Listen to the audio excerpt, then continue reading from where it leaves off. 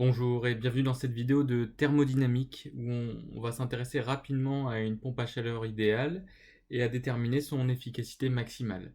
Alors on va s'appuyer pour cela sur un sujet central TSI 2010 qui est ici remis. Je vous encourage à le chercher et puis vous mettez la vidéo sur pause, vous le cherchez, puis on va voir comment le corriger. Donc ce sont des questions extrêmement classiques qu'il faut savoir traiter sans hésitation.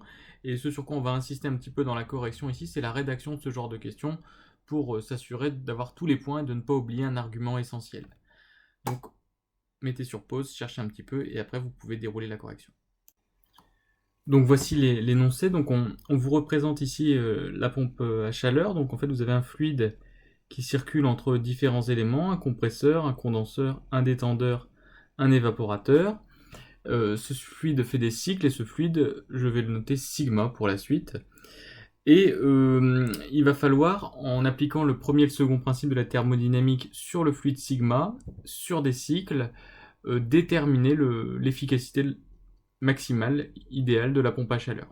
Alors l'évaporateur ici permet au fluide sigma d'être en contact avec une source froide, alors que ici le condenseur, qui est un autre échangeur thermique, permet au système sigma d'être en contact avec une source chaude. Donc vous voyez, au cours de son cycle, le fluide sigma va interagir avec une source chaude, et par convention on va appeler QC le transfert thermique reçu reçu par le fluide sigma de la part de la source chaude, et QF le transfert thermique reçu par le fluide sigma de la part de la source froide. Alors, au niveau du condenseur, il n'y a pas d'échange énergétique avec l'extérieur, donc on ne va pas le noter. Par contre, le compresseur va être le lieu d'un travail mécanique, et donc on va appeler W le travail mécanique reçu par le système sigma. Alors, vous voyez, de manière condensée, on écrit ce qu'on peut écrire, c'est que sigma, c'est un fluide qui fait des cycles. Il va être en contact donc avec une source chaude à la température Tc. Il va être en contact à un moment donné avec une source froide à la température Tf. Et on va noter, donc ça c'est la notation générale, il va recevoir un transfert thermique QC, un transfert thermique QF et un travail W. Alors vous voyez ici, les flèches que j'ai écrites, elles correspondent au sens conventionnel, c'est-à-dire que j'ai décidé de compter positivement les échanges énergétiques lorsqu'ils sont dans le sens indiqué par cette flèche. Mais dans le fonctionnement réel de la pompe à chaleur, rien ne dit que ces échanges WQCQF sont dans ce sens-là. Le sens réel peut être différent du sens conventionnel. Et pour connaître le sens réel, il faut comprendre un petit peu le rôle d'une pompe à chaleur. Le rôle d'une pompe à chaleur, ici, ça va être de prendre de la chaleur à la source froide pour l'amener vers la source chaude, et ce, afin de chauffer la source chaude. Donc si je dessine maintenant le sens réel, c'est de prendre de la chaleur à la source froide, donc il y a de la source froide, on va de la chaleur qui va aller jusqu'au sigma, et sigma va restituer cette chaleur à la source chaude pour la chauffer. Alors ça ne se fait pas spontanément. Spontanément, la chaleur ne va pas passer de la source froide vers la source chaude via le système sigma. C'est pourquoi on a besoin de fournir de l'énergie mécanique au système via un travail qui vient de l'extérieur et qui vient du compresseur. Donc le sens réel du travail est dessiné ainsi. Donc ce que je vous conseille en général quand vous représentez une machine thermique, c'est de bien indiquer le sens conventionnel et le sens réel de l'échange que vous considérez. Et une fois que vous avez fait ça, le signe des grandeurs QC, QF et W est immédiat. Regardez, W, on avait décidé de le compter positivement dans ce sens-là, c'était le sens conventionnel. Le sens réel est effectivement dans ce sens-là, donc W est positif. De la même manière, QF, pour QF, le sens réel et le sens conventionnel sont identiques, donc QF est positif. On remarque en revanche que pour QC, le sens conventionnel c'est l'opposé du sens réel, et bien ça veut dire qu'en fait QC est négatif. Le transfert thermique QC reçu par le système sigma est en fait négatif, puisque le transfert thermique réel sort du système sigma vers la source chaude. Donc voilà comment on fait pour déterminer les signes de WQF et QC. On compare le sens conventionnel au sens réel de l'échange thermique.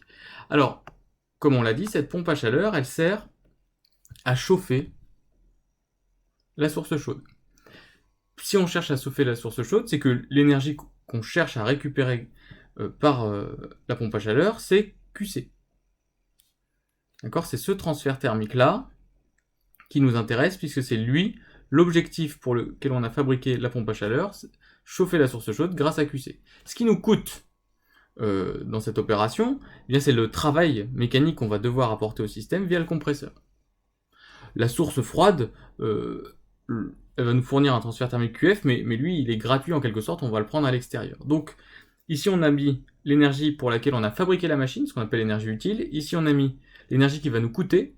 Et bien ça, c'est la définition de la performance de la machine qui est notée ici état. Alors, on vérifie juste que état doit être une grandeur positive, et avec ce qu'on a dit au niveau des signes, il faut mettre un moins devant, de manière à avoir l'efficacité de la pompe à chaleur. Donc voilà comment est définie l'efficacité de la pompe à chaleur. Il s'agit maintenant de l'exprimer, et pour cela, on va appliquer les principes au fluide sigma. Donc, avant d'appliquer des principes de la thermodynamique, il faut toujours définir le système auquel on les applique, et puis un principe, c'est une variation d'une fonction d'état, U ou S, et donc c'est une variation entre un instant initial et un instant final, il faut les préciser. Donc là, nous, on va appliquer les premiers et seconds principes sur un cycle, c'est-à-dire qu'imaginons qu'on regarde que l'instant initial est ici, et l'instant final est au même endroit, mais après avoir fait un cycle. L'intérêt, c'est que la fonction U et la fonction S étant des fonctions d'état, au cours d'un cycle, l'état initial et l'état final sont les mêmes, et donc U à l'instant final et U à l'instant initial seront les mêmes, et donc delta U sera nul. Donc on va étudier un système sigma sur un cycle, et on va appliquer le premier principe de la thermodynamique, qu'on va pouvoir écrire delta U égale 0 sur un cycle est égal à Q plus W, Q étant l'ensemble des transferts thermiques reçus, c'est-à-dire QF, plus QC, plus W.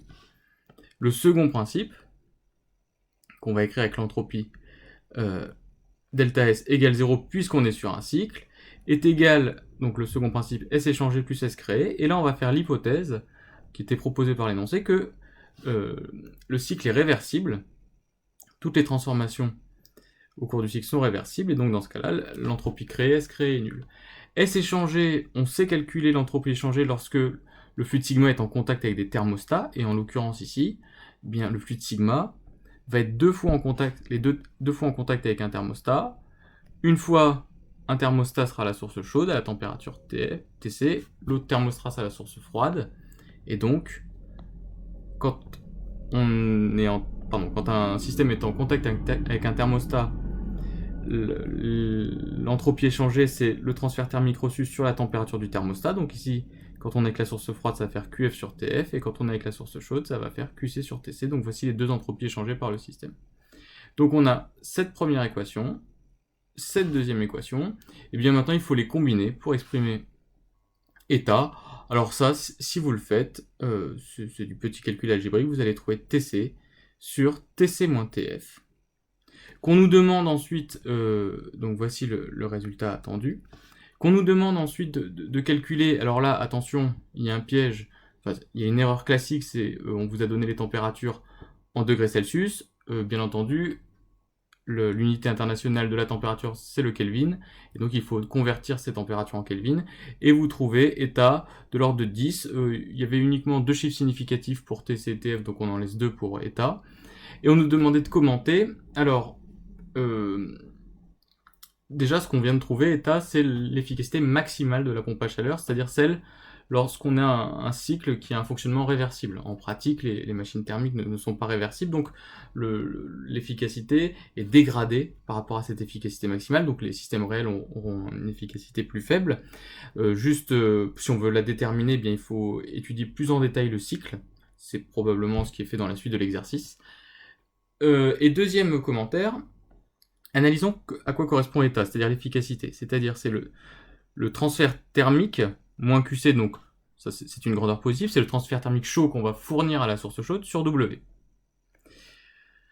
Il existe des autres, donc en fait vous avez une source chaude, hein, c'est ce que vous voulez chauffer, vous lui apportez QC, enfin vous lui apportez moins QC, puisque QC c'est dans l'autre sens, parce que vous avez alimenté avec un travail W une pompe à chaleur. Ça veut dire quoi que état égale 10? Ça veut dire que si vous fournissez 1 joule électrique ici, donc 1 joule électrique qui par un compresseur va donner 1 joule mécanique, vous chauffez de 10 joules votre source chaude. Donc c'est quand même très intéressant cette pompe à chaleur, ça veut dire que ça vous coûtera 1 joule électrique d'apporter 10 joules thermiques à la pièce par exemple que vous voulez chauffer si votre source chaude c'est une pièce à chauffer. Comment on chauffe des pièces sinon? On peut utiliser des radiateurs électriques.